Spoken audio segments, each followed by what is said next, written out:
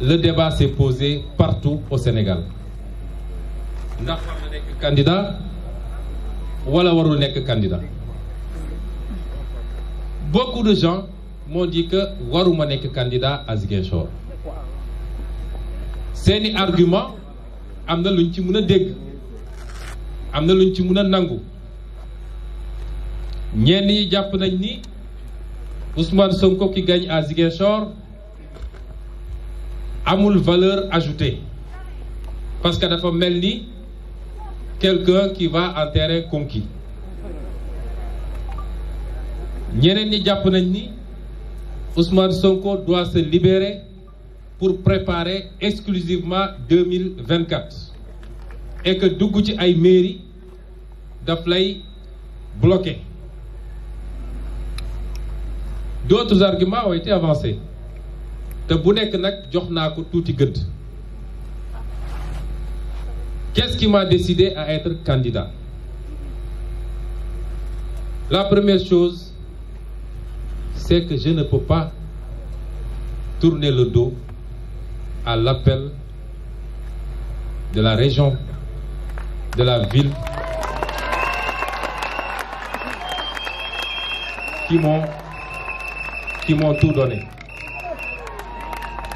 La demande a été très forte te ab jàpp naa ni yaakaar bu rëy moo sous-tendre demande bi te bi ma jógee fi ma dal neema ba bi may egsi fii, ce que j'ai vu dans les rues de Ziguinchor et ce que je vois toujours dans les rues de Ziguinchor, et c'est encore beaucoup plus fort si j'allais dans les rues de Bignona, c'est encore beaucoup plus fort si j'allais dans les rues de Oussouye, c'est aussi fort si j'allais dans le Sédhiou ou dans le Kolda. Loolu, ça s'appelle de l'espoir, et je peux vous assurer que nous sommes conscients de cet espoir et nous ne le décevrons jamais, s'il plaît à Dieu. La deuxième chose qui m'a décidé à candidater,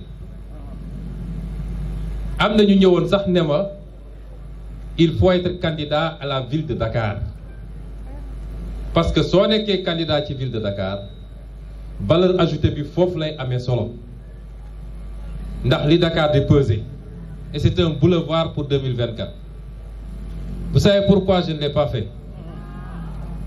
La première chose, c'est parce que j'ai considéré que nous avions un candidat naturel, légitime, qui a tout ce qu'il faut et qui est plus légitime que moi à Dakar et qui s'appelle Barthélémy Diaz. La deuxième chose bi tax defuma ko, monsieur le maire Barthélémy nga jéggal ma nag waaye Casamance du moroomu Dakar. Monsieur le maire Casamance du moroomu Dakar. Bëgg naa Ndakaaru trop nag Abbas, bëgg naa Ndakaaru trop parce que ñooy suñu njaatige, ñooñu dalal. Waaye Barthélémy bi nga duggee frontière Gambie ba fii li nga gis sa bët loolu xam nga ni ci koom-koom ak ci potentiel doo ko méngaleeg Dakar.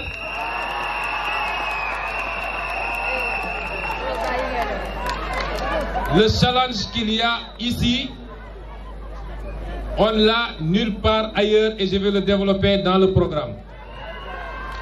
Looloo tax ñu d'accord ne ñun dañuy ñëw candidater fii au nom de cet amour pour la Casamance, au nom de cette conscience des capacités de cette verte Casamance.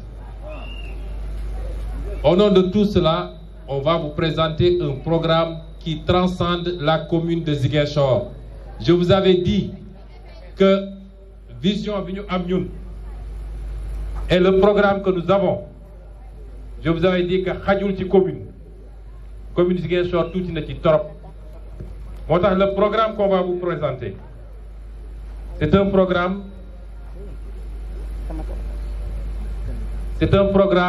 boo xam ne ñetti pàcc la. ñetti programme la wala ñaari programme la ak troisième partie. Première partie bi c'est le programme de développement local boo xam ne c'est spécifique à la commune de Ziguinchor. Deuxième bi c'est le mandat de développement territorial. Mandat de développement territorial moo ñuy permettre ñu def ce qu'on appelle l'intercommunalité. Mooy toutes les communes que nous gagnerons, toutes les communes que nous gagnerons, nous allons les regrouper dans une grande intercommunalité boo xam ne on mettra ensemble nos ressources, on mettra ensemble nos idées, on mettra ensemble nos moyens pour exécuter des programmes transversaux yoo xam ne dina am yenn yoo xam ne dinaa ko lim fii. Ñetteel partie bi nag man mooy ma partie préférée parce que un programme c'est pas une profession de foi, c'est différent. Fii nag du ñu def programme fii da ngay gis ko ne su ngeen ma falee dinaa def lii dinaa def lii dinaa def lii dinaa def lii.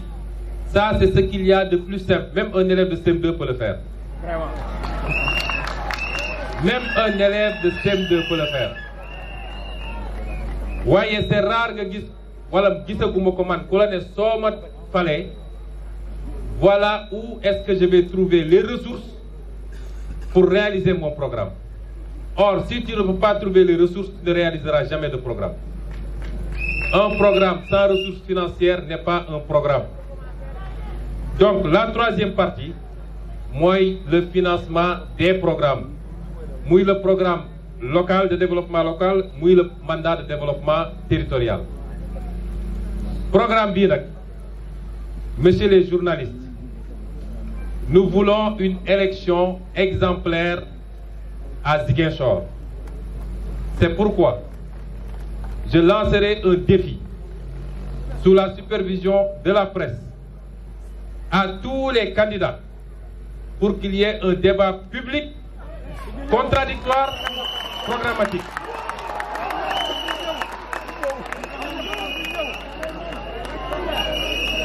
Ku nekk toog fële rek yor sa benn kayit. Non, non, non. Il faut que vous, messieurs les journalistes, tous les candidats, j'en profite d'ailleurs pour saluer monsieur le maire, monsieur Ablaye Baldé, qui est un grand frère. Je le salue parce qu'on est dans sa commune. Et il est encore le maire. Il a fait ce qu'il a pu. Il est encore le maire, donc nous sommes sous sa circonscription. Nous sommes ses administrés. Je lui envoie mes salutations. Et je salue également tous les autres candidats. Mais je les convie, en espérant qu'ils auront plus de courage que leur patron. En 2019, j'avais demandé un débat entre les candidats. Leur patron avait fui. J'espère qu'aujourd'hui, pour la clarté du débat, parce que la Casamance en a besoin et le Sénégal en a besoin, que nous donnerons le modèle parfait où chacun viendra avec son programme. Évidemment, certains devront d'abord faire leur bilan avant de parler de leur programme, ce qui rend la chose plus complexe.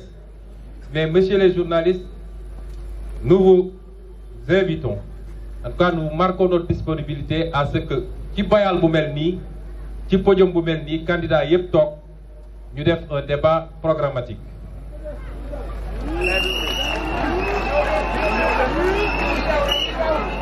Les programmes, ñetti programmes yi ma leen wax, ça se décline en 17 projets.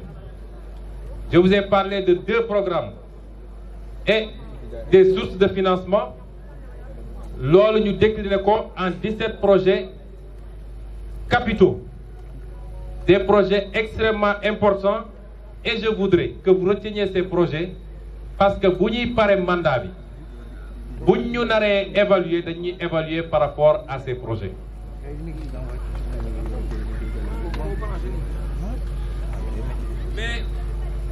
balaa may dugg ci loolu